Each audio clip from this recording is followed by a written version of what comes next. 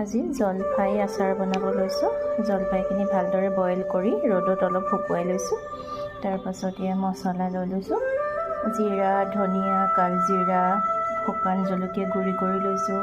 তাৰপাছত হিং, নিমখ, হালধি, দালচেনি গুড়া অলপ লৈছোঁ আৰু আপুনি গৰম মছলা ল'ব পাৰে। তাত জলকীয়া 2-3টামান সৰু সৰুকৈ কাটি লৈছোঁ আৰু গোটেইখিনি ইয়াত মিক্স কৰি পেলাই এতিয়া দি দিম। লাহেকৈ মিক্স কৰি লৈছোঁ।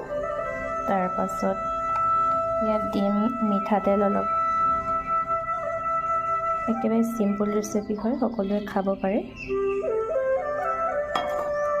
যিবিলাকে আচাৰ খাই বেয়া পায় তেওঁলোকেও খাব পাৰে। ঘৰত বনোৱা আচাৰ একো অপকাৰ নকৰে।